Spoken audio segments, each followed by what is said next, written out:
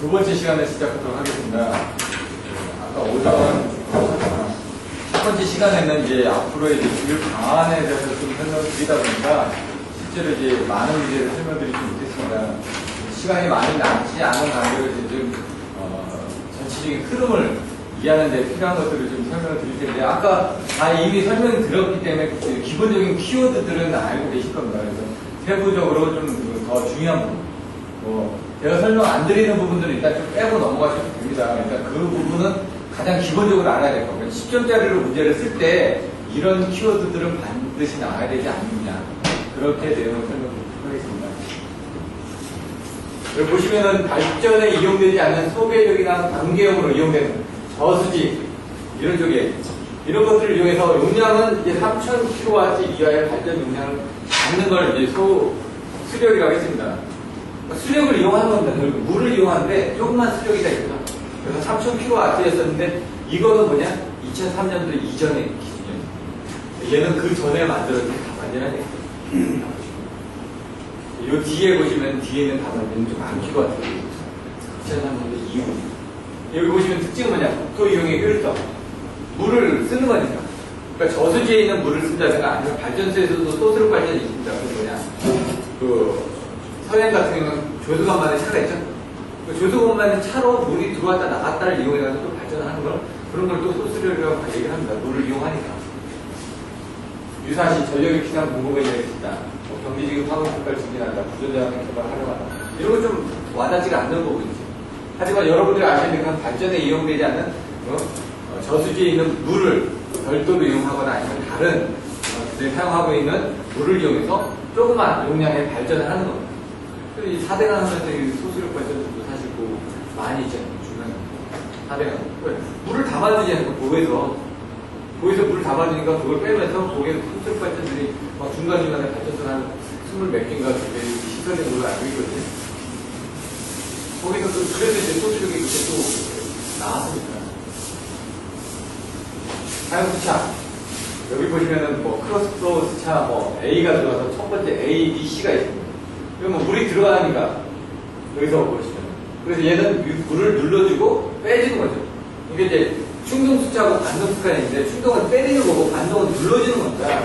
얘 같은 경우 그래서 유량이 작으니까 물이 많이 있는 게 아니죠. 물이 많이 있다는 건 낙차가 높다든가 이런 부분이 되겠죠.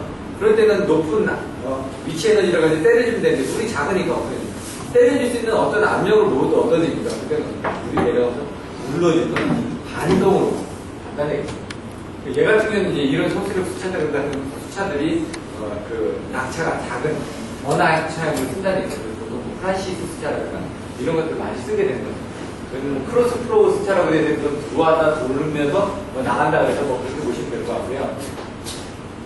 우리 수차에 두 번 동력을 전달한다. 여기서 한 번 전달하고 이쪽으로 내려가면 또 한 번 전달한다. 이런 개념이 크로스를 하기 때문에 한 번 돌면서 다시 또 눌러준다. 이런 개념으로 보시면 될 것 같아요. 소수력은 보조 발전을 위해서 내연력 발전기를 설치한다. 그건 뭐냐? 기존에 발전을 해야 되는데 안 될 때는 다른 걸 또 쓰기도 한다. 이런 내용입니다. 기대하죠. 여러분들과 전해드린 자료는 이게 다른 데 들어갈 것 같은데 아닌가요? 들어가 있죠.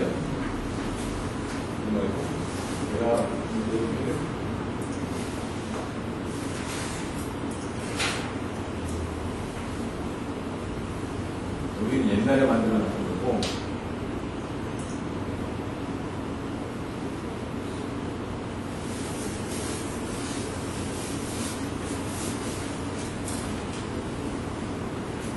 연구반 성부력이 없네요.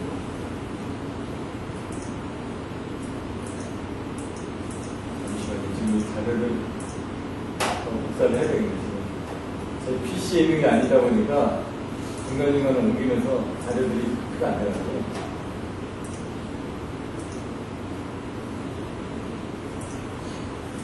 그러면 자료를 다시 깎아야겠습니다.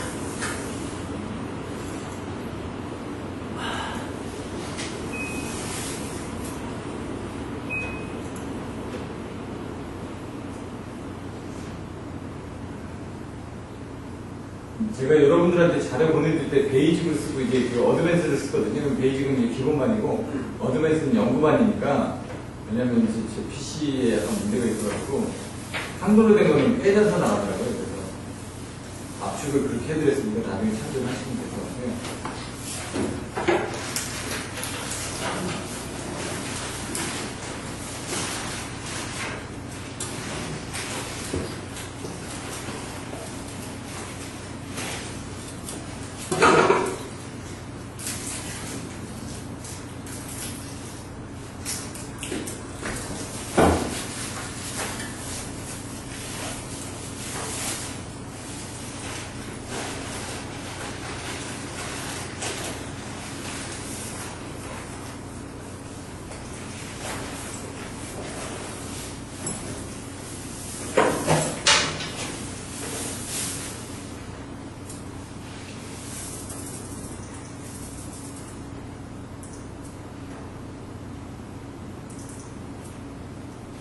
도수로 발전 이런 것들을 이제 그 안에다 또 넣어놨잖아. 여러분들한테 공유를 해주는 거고.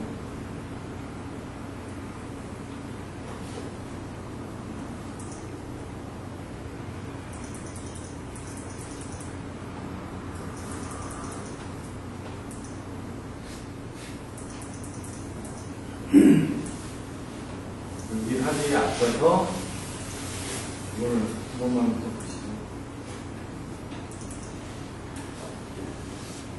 인터넷으로 검색을 해봤습니다. 서술업 발전은. 이건 나와있죠. 보시면은 서술업 발전은 1000kW 이하 규칙이 언제 개정됐는지 미국 같은 중국 같은 어떻게 됩니까? 82년 이후에 해가지고 몇 개 지역에서 용량 얼마만큼 있다. 이런 부분들이 있고요. 이게 이제 보시면 이렇게 저수지 아주 압력가를 통해 가지고 발전기를 돌린다. 서술업 발전 시스템 일정 시속에서 수차 발전기 변압기 한전 수요자 이렇게 이루어진다. 다른 자료들 한번 보시고 그런 아이디어를 생각하시라는 얘기예요. 왜냐면 여러분들이 있는 것들을 그냥 보시지 말고 인터넷에 한번 검색해가지고 거기서 좋은 그림, 좋은 아이디어를 갖다가 여러분들이 넣어주셔야 돼요. 수차 여기 있잖아요. 이게 사실은 원래 인터넷을 보면 더 잘 돼 있는데 이걸 출력을 하니까 막 깨져서 있고 요거 뭐 칸 다 돼 있고 그림 보기 좋게 다 돼 있는데 출력하니까 깨지더라고요. 나중에 네이버에서 소스력 발전 검색하면 충동수초, 반동수차 이렇게 나와있잖아요. 여기 아까 얘기했던 것처럼 뭐 프란시스 수차 이렇게 나와있고요. 특징이 어떻게 돼 있다. 종류, 혈전 수차의 종류. 여러분들 어차피 수차의 종류 특성 할 때 이런 부분들 잘 나와있으니까 참조해서 보시면 돼요. 그림도 보시면 펠턴은 이렇게 돼 있다. 여기 보시면 이렇게 날개를 쓴다고 그랬죠? 이거를 뭐 노즐로 이렇게 있는 걸 그 노즐을 써야 되니까 사고 수차 이렇게 이제 여기도 보시면 이렇게 뾰족하게 튀어나와 있는 거니까 이거를 때려주는 거죠. 근데 이제 이게 좀 작죠? 그러니까 여기 있는 것처럼 낙차가 작고 수량이 적은 경우죠. 불 분산 각도가 작다. 이게 적어지는 거죠. 프란시스가 가장 많이 써요. 50에서 530m. 옆으로 된 것도 있고요. 밑으로 내려간 것도 있고. 그래서 이제 그 아까처럼 소수력 같은데 이게 프란시스들이 많이 써요. 프로펠러는 3에서 90m예요. 프란시스는 낙차가 50에서 530m니까 다양하게 쓰일 수가 있다는 얘기예요. 유수 있게 옆으로 이렇게 되죠. 물이 옆으로 들어와서 밑으로 내려갑니다. 아까 그래서 크로스 프로 같은 게 옆으로 해가지고 밑으로 내려가니까 옆에서 한 번 밀어주고 밑으로 내려가니까 한 번 더 밀어주고 이런 개념이 되는 거예요. 옆으로. 케이싱이 있고. 그럼 축이 이렇게 돼 있어요. 양수발전 같은 경우에도 딱 가면 위에 요거밖에 안 보여요. 나머지 밑에 있으니까 안 보이죠. 양수발전에서 위에 축 올라가는 거 보면 그렇게 크진 않더라고요. 밑에는 안 보이니까. 케이싱에서 물이 돌아가지고 밑으로 떨어지면서 여기 흡출관이죠. 드래프트 튜브 흡출관. 얘 높이는 이론적으로 몇 미터? 10.33. 그런데 몇 미터 정도 보통 쓰시라고 해? 6에서 7미터 또는 2에서 3미터. 6에서 7미터 이상은 쓰지 말라. 그거보다 이하로. 왜? 네, 캐비테이션 때문에. 도마하겠어. 이런 식으로 이제 하면서도 같이 연동돼서 여러분들 생각을 하시는 거예요. 나중에 지금은 안 되겠지만 나중에 그게 책 한 권을 끝내고 나서는 뭐 할 때 225 문제 할 때는 여러분들한테 하는 거예요. 이거 뭐 그 옆에서 줄줄이 나와야 돼. 안 되면 자기가 부족한 거니까 그때는 다시 생각을 하시는 거죠. 프로펠러, 카플란 수차. 카플란 같은 게 옆으로 돼 있죠. 프로펠러니까 펠러를 돌려야 되니까 그런 것들 옆으로 돼 있어요.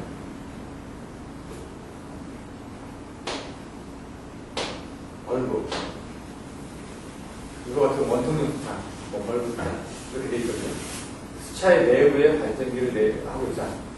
조력 발전 같은 경우도 이렇게 하는 경우도 있고 좀 특이한 부분이 보시면 여기 왔다 갔다 해야 되잖아요. 벌브니까 이 안에 이렇게 돼 있는 거예요. 원통용 수차 같은 것도 옆으로 돼가지고 여기다 발전기가 들어가는 경우도 있고 근데 발전기가 위에 올라가는 경우 틀리죠. 벌브 같은 경우는 여기 랑스 발전소 30년 이상 같은 거 지금 물이 왔다 갔다 하는 부분이야. 바다에서 들어오는 부분이야. 바다에서 들어오는 부분이 뭐 있어요? 조력이죠. 그런데 이제 원통용 수차로 해가지고 이렇게 쓰는 경우도 있대. 따로 원통용 수차라고 돼 있기도 하고 얼굴하고 이제 나가는 경우도 있대. 요건 이제 한번 보시면 돼요. 뭐 수로식 댐식 터널식 이번에 뭐 나왔던 이제 수차의 분류 부분에서 나왔던 그런 것도 여러분들 한번 해보셔야 됩니다. 소수력 발전 장단점. 동네 부전 자원을 활용한다. 홍수 조절에 기여한다. 요거 명수 공고 홍수 조절에 기여한다. 이런 것들은 좀 생각해 내실 수 있잖아요. 근데 이제 운영비가 저렴하다. 이런 것들은 좀 생각을 해보시죠. 물을 있는 거 가지고 그냥 쓰는 거 아니에요. 농업 명수 그런 쪽에서 쓰는 거예요. 단점은 첨두부와에 대한 기여 전류가 용량이 작으니까 보통 이제 수력 발전 들어가면 용량이 크잖아요. 물도 담아주는 것도 많고 양수를 한다면 일단 위력 변경식으로 해가지고 위에다 다 뭐 부지양수 이런 데 보면 다 위치가 올라가 있어요. 청평양수 다 뭔가 위에 있어요. 약간 그래서 그 물을 담아줬다가 다시 떨궈서 해야 되니까. 근데 자연 유량에 의한 건지 아니면 위력 변경식을 하든지 뭐 그런 내용들이 또 나오겠죠. 호수력 발전 현황 같은 게 어떻게 되는지. 우리나라 같은 건 어떻게 되냐는 부분입니다. 우리나라는 지금 21군데 뭐 38메가와트 돼 있다고 했죠. 30여 군데에 얼마나 돼 있었는데 실질적으로 쓰고 있는 것도 그렇게 많지가 않다는 얘기입니다.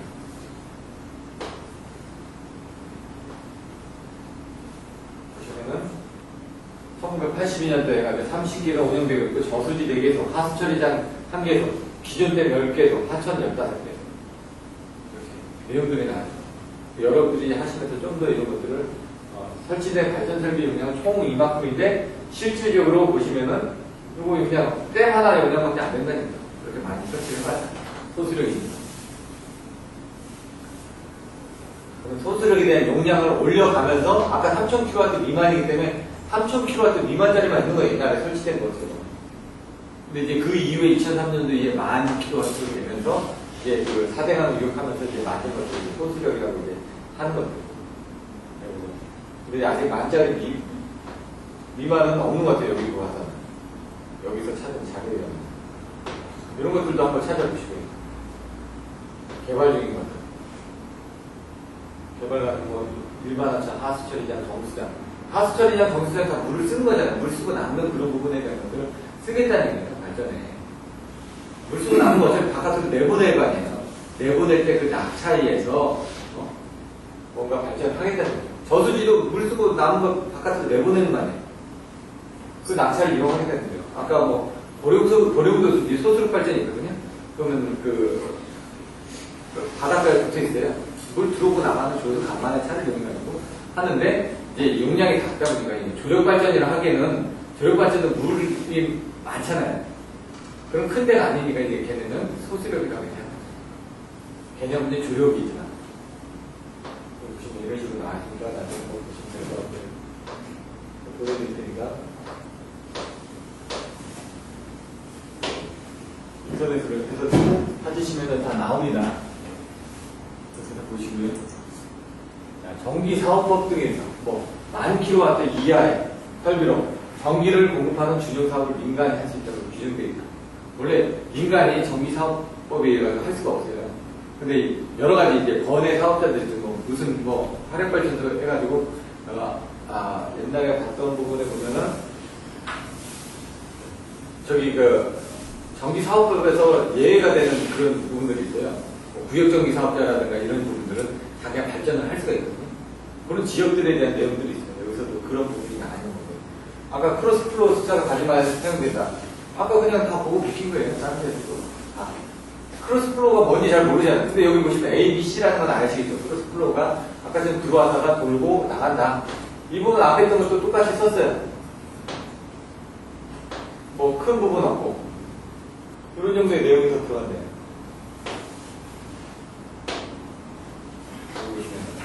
수격작용. 반대 유속이 급격히 변하여 물의 압력 변화가 발생합니다. 뭔가 때린다고 해서 물속에서 때리는 부분. 뭔가 변한다는 얘기죠. 그런 부분에서 이런 부분들이 변하니까 무슨 문제가 생기겠죠. 밸브 쪽에 문제가 생기거나 수조가 변하거나 진동이 일어나거나 조석기가 하는 펑텅이 일어나거나 이런 부분이요.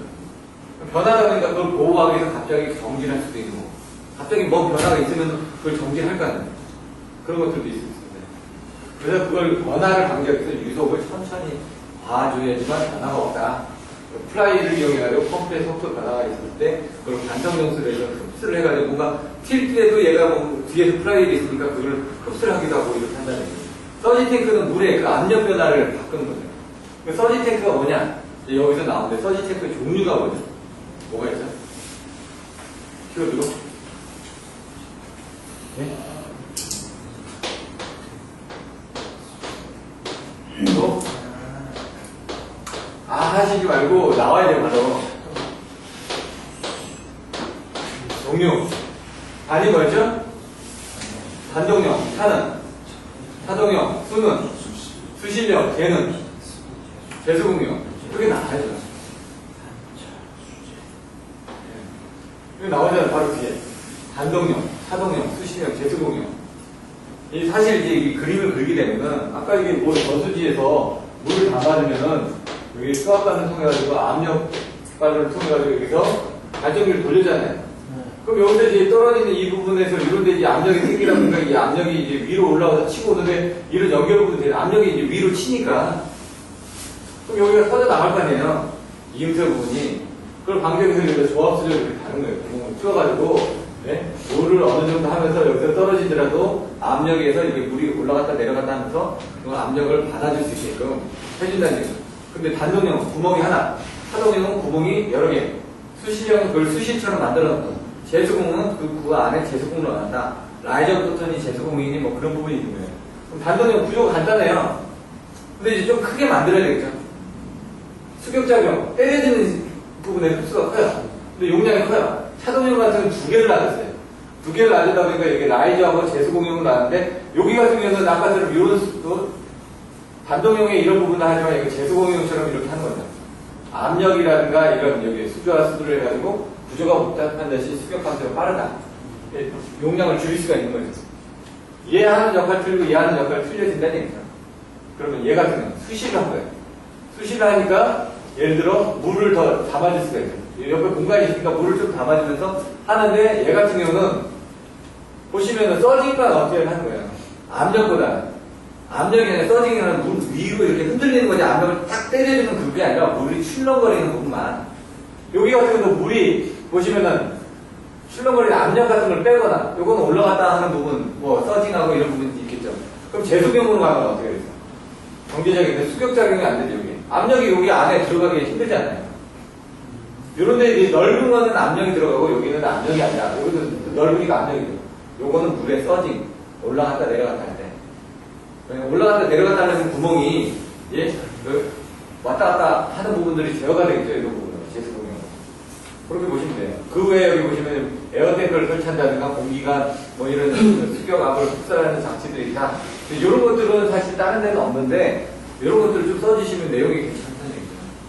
보시고 조합수조가 보자. 이게 바로 이게 조합수조는 수격작용을 방지하는 압력을 조종하는 수조다 이거죠. 결국 내용이 뭐냐? 압력을 조종하는 댐시, 압력 수조와 수압관을 접속하는 장소에 압력 수조 있었죠 아까? 수압관이 있었죠?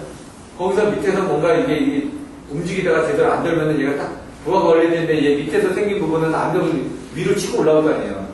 위로 치고 올라오다가 저쪽으로 나가야 되는데 저쪽은 이만큼 있잖아요. 물이. 이만큼 있으니까 저쪽으로 못 나가니까 그 이음새로 탕 하고 부딪히겠죠. 걔는 이제 큰 놈이 있고 저수지가 이렇게 크게 돼 있는데 여기 끝에 가서 이쪽으로 나가는데 얘가 막고 있으니까 더는 못 올라가잖아요. 그 끝에 가서 탕하고 부딪히면서 뭔가 힘을 때리니까 그 힘을 어떻게 해요? 바깥으로 빼줘야 될 거 아니에요. 거기다 조합 수제를 달아주면 안 돼요. 그게 단차 수제가 나야 된다니까. 조합 수제하면 단차 수제.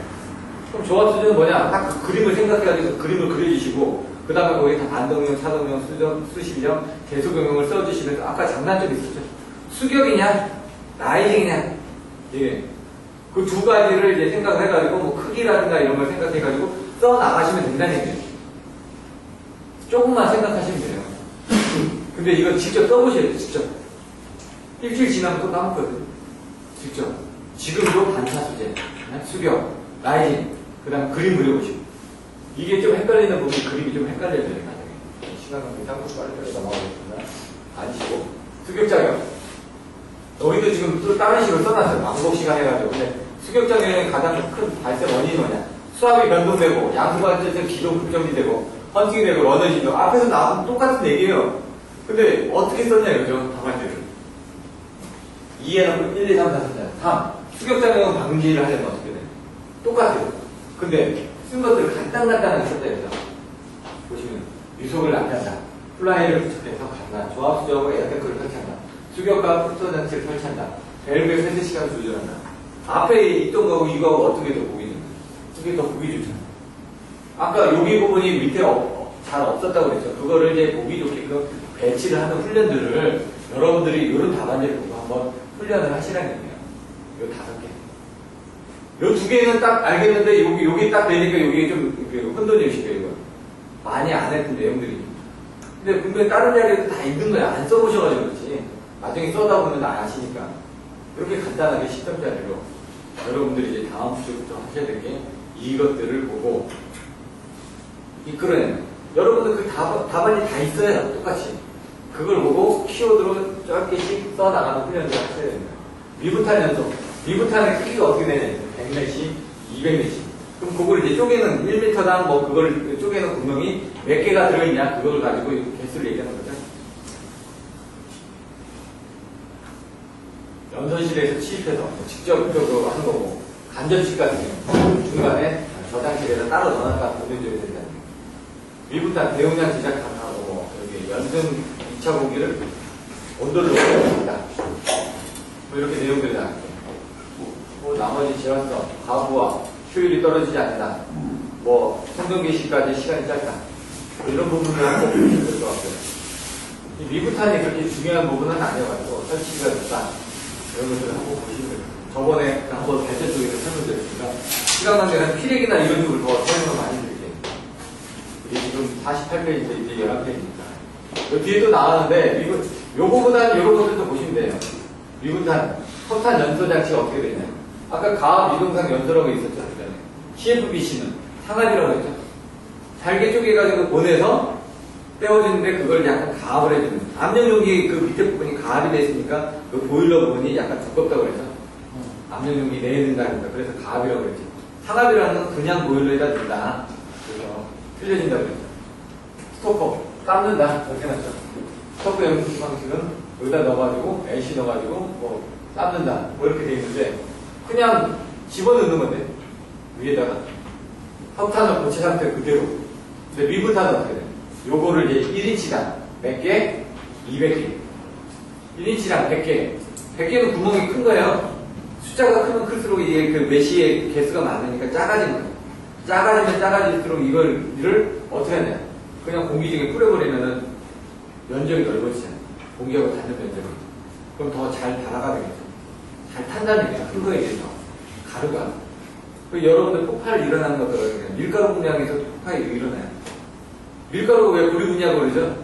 밀가루도 공기 중에 미분으로 이렇게 날아가면은 어느 정도 압력이, 그 온도가 생기면은 폭발해버려요. 그래서 조심하셔야 되는 거예요. 얘도 그만큼 잘 탄다는 얘기예요. 가루로 되면은. 100메시는 90%, 85%니까 요거 이제 100메시 이상 되고, 요 밀 같은 건 어떻게 하냐? 나중에 이제 그, 시멘트 공장 같은 데 가면은 돌덩어리를 깨잖아요. 방산에서 가득은. 그 안에 밀 안에 보시면 쇠구슬을 크기가 다른 거예요. 그리고 안에 이제 보시면은 그 안에 돌리는 것도 다 쇠로 이제 구멍이 톡톡톡 나거든요. 돌하고 같이 가서 이제 밀로 굴리다 보면 그 돌에 빠지는 거야. 우리가 빠지는데 돌이 이렇게 왔다 갔다 하면서 그 쇠 구슬이 막 치니까 깨지는 거예요. 그거를 이제 여기서 이렇게 떼는 거예요. 금속불 넣어가지고 같이 떼는 거예요. 밀로. 밀이 하는 역할 중에 그런 역할을 해요. 그 부분이 여기서 채가 나올 때까지 계속 여러 번 쳐내는 거예요. 그럼 연소를 하게 되면 이렇게 다 연소가 된다. 미분탄 연소는 석탄으로 하게 되면 극탄을 하게 되면 중간에 갈아지는 부분이 있죠.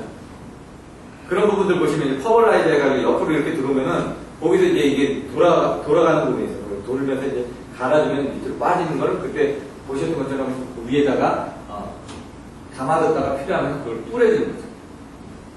그래서 담아뒀다가 필요하면 보일러에다 뿌려줘서 공기열기가 있다고. 보일러로 들어오는 공기열기에 또 순환이 있어요. 거기서 절탄기, 공기열기, 급수가열기, 보일러에 열 회수 장치가 있었죠. 절공급을 외우시라고 무조건. 보일러에 열 회수 장치 하면 3개가 나와야 돼.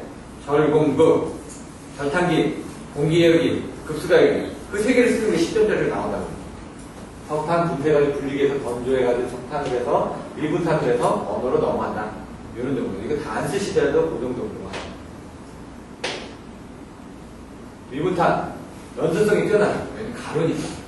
잘 탄다, 이게. 접촉 면적이 커지니까. 그러니까 잘 타니까, 보니까 운동성이 뛰어나겠죠. 그리고, 완전 연소가 가능하겠죠. 그리고 보시면, 무연탄도 쉽게 연소가 가능하겠죠. 가루니까, 혼합 연소도 가능하다. 제가 옛날 PFBC 할 때 설명드렸죠. 처음에 이 미분산을 때울 때 중유로 해가지고 온도를 올린 다음에 나중에 미분산을 뿌려가지고 때운다고. 같이 때울 수가 있다는 얘기예요. 그 보시면 뭐 4개, 뭐 중유에다가 뭐 6개, 미분탄을 쓸 수 있게끔 그렇게 돼 있다고 그때 보여드렸죠. 연소제 방식을 여러 개 할 수 있다. 미분탄. 손에 소비 전력이 크다. 근데 이거 같은 건 아까처럼 뭐 소비 전력이라니. 돌도 빠야 되고, 이송도 해야 되고, 여러 가지. 다른 거는 그냥 뭐 가져와서 그냥 뿌려주면 되는데 얘는 그걸 다 짧게 쪼개야 되니까. 그런 데서 소비 전력이 크다는 얘기야. 회전부가 많다. 중간에 아까처럼 여러 가지 뭐 그런 부분들이 있습니다. 집진장치가 중요해진다. 왜냐면은 잘 타니까. 그만큼 황이나 석수나 녹스 같은 거 발생되는 부분이 커지겠죠. 그래서 아까 PFBC에서는 황 부분을 줄여주기 위해서 뭘 집어넣는다고요? 저번주에 설명드렸는데? 예? 왜? 석회서. 예. 황을 줄여주기 위해서. 그런 것들을 써주시면 돼요. PFBC는 석회석이 들어간다. 보일러, 연소실 비용이 증가한다. 왜냐면 미분탄을 뿌려주기 위해서. 가루를 뿌려주니까 조그만 곳에도 가루를 뿌려줘서 어떻게 되겠어요? 좀 큰 데서 가루를 뿌려야지 더 잘 탈 거 아니에요. 큰 연소실 필요하다니. 요벽에 냉각을 위한 특별한 장치가 필요하다.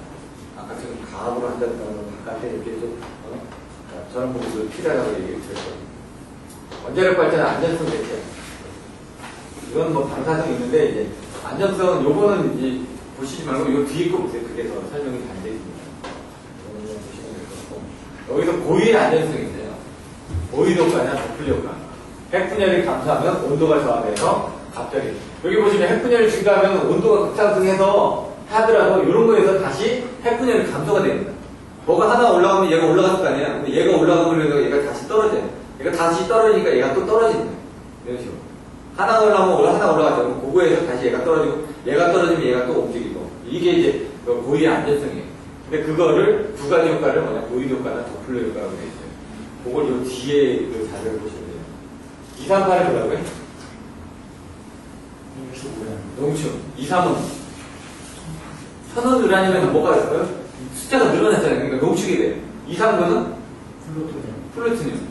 P로 시작해요. 거기서 뭔가 하나 늘어났잖아요. 원자핵이. 그래서 걔가 원자폭탄의 원료가 되는 거예요. 여기 보시면 보호벽이 있었죠. 설계 원칙이 있는데 요거 또 다른 관점에서 여기 위에 내용들이 있으니까 그런 것을 한번 보시고 뒤에 있는 데 보시면 긴 단어물이 되죠. 긴급대책, 뭐 다중거 요심, 냉각장치, 뭐 비상대책, 비상전문 공급장치 뭐 이런 내용들이 있고 매진, 매이한 대책 뭐 나오죠. 다중거 5개가 있다. 어떻게? 펠릿. 펠릿이라는 용어가 나와요. 그러면 이거 쇠덩을 해요. 그러면 쇠, 철, 쇠, 철, 철. 이렇게 보시면 되죠. 철, 철. 네. 원자력 바깥의 건물은 콘크리트. 그러니까 페닛이 아까처럼 원자력이 들어가는 것들이 이거보다 좀 두꺼운 이런 게 길다는 게 들어가거든요. 길다는 연필심 같은 게 이렇게 있어요. 그게 이제 뭉쳐져서 이렇게 해서 들어가요. 그 안에 해결료 안에가 이 안에 이렇게 들어가 있다는 거예요. 그거를 연료체를 지르코늄 합금에 금속 피복관에 넣고 밀고 한다. 아까처럼 합금 안에다가 그 해결료를 집어넣는 거예요. 그거를. 그러고 나서 바깥에 뭐지? 원자로가 물속에 있잖아요. 그 물이 뭐예요? 경수나 중수잖아요. 그 외에는 원자로 이게 들어가 있고 그 뭐냐 원자로 바깥에 쇠로 돼 있잖아요. 그리고 그 바깥에 콘크리트 벽이 있다 이거죠. 그 룸을 뭔가 콘크리트 벽을 잡혀놓고 그 바깥에 또 쇠로 또 이 중간에 이제 나비라든가 뭐 그런 것들이 또 들어가겠죠. 방사능이 바깥으로 유출되지 않게끔 하기 위해서. 그 다음 바깥에 요런 거 같은 건 120cm라고 그러죠? 1.2m. 벽이 1.2m 정도 원자력이. 그러니까 비행기가 부딪혀도 큰 비행기가 아닌 이상 그거는 뚫을 수 있어요. 요거는. 그 안에를 못 뚫는다 이거예요. 그 안에 또 쇳덩어리 있고 그 안에 또 콘크리트 있고 그 안에 쇳덩어리 있고. 왜냐면 거리가 좀 되니까 다. 안에서 폭탄이 일어나지 않는다. 그래서 우리가 이제 단계별 존으로 들어갈 때마다도 이제 그 틀려지는 거죠. 긴급장치. 그러면 놓는 거예요. 뭘 놓느냐? 제어고. 전자석으로 이렇게 잡고 있다가 딱 나버리면 뚝 하면 뚝 떨어지겠죠. 아까 보시면 아까 그런 펠릿 같은 걸 위에서 이렇게 꽂는다고 했죠. 그 펠릿하고 펠릿 사이에서 그 경수 안에서 이렇게 반응하는 거예요. A하고 B가. 근데 위에 뜨면 갑자기 뚝 떨어지니까 이걸 딱 막아버리니까 얘네들 못 만날 거 아니에요. 그렇게 해서 이제 제어를 하는 거예요. 긴급장치. 전자석을 잡고 있다가 딱 놔버리면 뚝 떨어지니까. 그래서 옛날에 문제됐던 게 그 제어봉이 갑자기 위에 달려있던 게 하나가 뚝 떨어져 버린 거예요. 그래서 이제 원자력은 정지되고 그러는 거죠. 위에서 잘 잡고 있어야 되는데 얘는 잡고 있는 부분이 아니라 전자석으로 잡고 있는 거예요. 그러니까 여자를 놓으면 뚝 떨어지게 돼 있으니까 그게 무슨 원인이 해가지고 뚝 떨어졌겠죠. 뭔가 하나가 떨어지면은 그 안에가 다 스톱하게 돼 있으니까 시스템이. 그러니까 그 원인을 밝혀내고 이게 왜 떨어졌나 원인을 밝혀내고 그게 문제가 없으면 다시 또 조치를 해야 되니까. 이상형 노심 냉각장치가 이번에 일본에서 문제가 되는 거죠. 안에 물을 계속 냉각을 해주는데 이거는 지금 원자로에 주입해가지고 잠수시켜. 안에 물을 그냥 위에 물통이 있어가지고 화재 나면 물을 뚝 다 버버리는 거예요. 온도가 올라가는 거야. 근데 문제는 얘가 냉각을 시켜주기 위한 충분한 이 발화점의 온도가 돼야 되는데 그 온도가 너무 높아버린 거예요. 일본에서는 얘기하는 게 이 온도가 너무 높으니까 이 물을 담궜다고 하더라도 거기서 계속 지금 뭔가 작용이 있을 것이다. 우리가 못 가서 모르겠지만 그렇게 얘기를 하는 거예요. 벌써 그 안에는 벌써 그런 작용이 일어나고 있을 것이다. 그래서 계속 모르니까 물을 붓고 있는 거죠, 여기에다. 그래서 근데 이제 그게 바깥으로 유출이 되니까 그 유출된 부분을 담아가지고 옆에다 또 탱크에다 넣어놨는데 그것도 유출이 되니까 지금 난리가 되는 거예요. 저기 보다 보니까 일본 아이돌이 1년 동안 그 지역에 음식을 먹었다고 해요. 혹시 보셨는지 모르겠지만 그랬더니 그 친구가 내부 피폭당했다고. 자기는 이제 문제가 없다고 해서 그 지역에 홍보를 하기 위해서 계속 그 지역에 음식물을 먹었는데 내부 피폭당했더니 그게 몸에 쌓였다는 거예요. 왜? 몸에 쌓이면 이게 중금속 같은 데서 잘 안 나가요. 배출이. 우리 몸이. 그러니까 뭐 공서라든가 이런 거 수치가 높아지면 사람들이 막 픽픽 쓰러져요. 세상에 이런 일 같은 거 보면은 갑자기 용 좀 많이 하던 사람이 갑자기 막 픽픽 쓰러진다고 했잖아요. 나중에 보니까 결국 몸에 중금속이 쌓여가지고 몸에 불균형이 돼가지고 안 된 거예요. 그래서 약 먹고 그 사람은 한 달 만에 하루에 수시로 넘어졌는데 하루에 한 번 정도 넘어지면 많이 넘어진다고 그러죠. 그런 것들도 조심하셔야 됩니다. 운동을 하는 게, 달리기 운동을 하는 게 좋고, 몸에 나쁜 걸 빼내거든요. 채소 많이 먹고, 그런 것들. 비상용처럼, 아까처럼 이제 뒤에 갈 때는 그냥 문제가 됐었죠, 비상용처럼도. 예전에. 쉬지 않고 계속 가겠습니다. 시간 동안. 나중에 이제 동영상 알아서 잘라줄 거니까. 여기서 원자로 보호대책까지 하고 잠깐 화면을 끊고 다시 시작할까요? 1레벨, 2레벨, 3레벨. 여기 나와 있고요. 원자력 보이지 않았어. 아까 뭐 무슨 효과에서 냉각이 된다고요? 두 가지? 보이드. 그리고, 예? 예? 보이드 덕분에 네. 보시면은, 보이드, 도플러. 여기 막 갑자기 톰슨 효과가 나온다 봐. 네? 톰슨 효과도 한번 시험에 나왔어요. 그러니까 이게 잘 모르겠는데, 엉뚱한 것은 그 사람 틀린 거 이제. 점수가 안 나오는 거예요. 왜 여기 톰슨 효과가 나오는지. 보이드, 도플러. 여기 보시면, 보이드 효과가 뭐냐, 핵분해를 증가하면 온도가 상승하죠. 온도가 상승하면 어떻게 보이드하고 도플러를 해가지고, 뭐가 일어난다? 중성자 비율을 감소하고. 여기 중성자 비율을 감소할 때 얘가 또 중성자를 또 많이 흡수를 하기 때문에 이게 감소하는 거예요. 핵분해를 감소하고 다시 온도저하가 돼서 올라가고. 이런 거예요. 좀 이게 헷갈려야지 보이드 효과하고 도플러 효과하고. 이런 것들 보고 그냥 외우시는 방법밖에 없어요. 저도 이게 맞는지 틀린지 잘 모르겠어요. 한번 인터넷을 또 뒤져보면 또 나오겠죠? 그러면 한번 또 찾아보고. 다중법은 아까 5가지라고 했죠? 해결류의 피부과들에서 펠리를 이렇게 긴 거를 이제 준다고 어떻게? 여기다 원자에다 길게 넣으면은, 여기 지금, 여기 보면은 6글자 있죠? 원자를. 뭐였었죠? 6글자 기억나시네?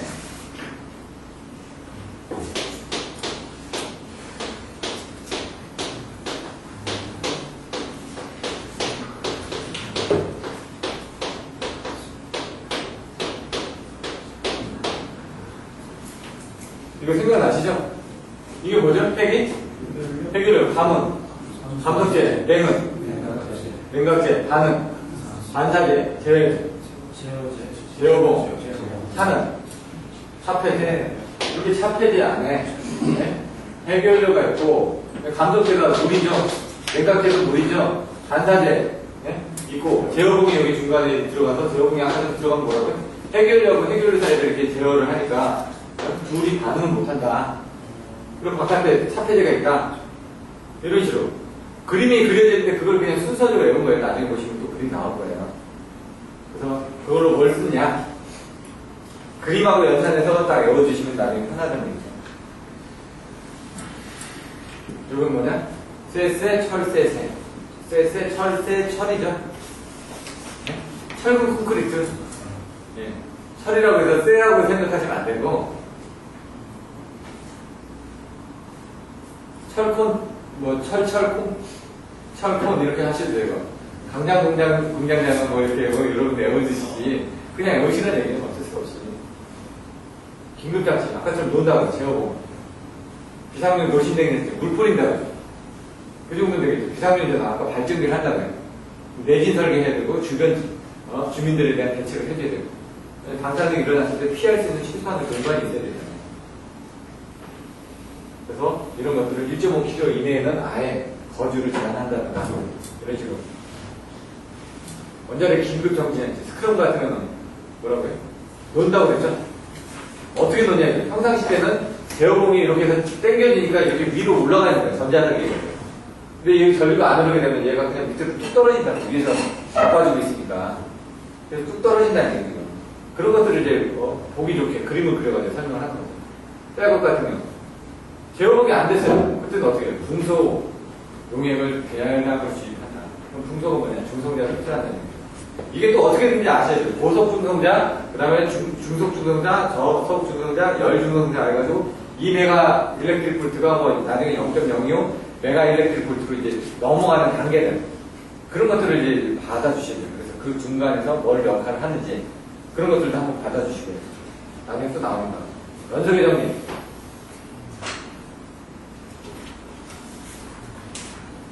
여기까지 있고, 또, 한 5분 쉬었다 하시죠.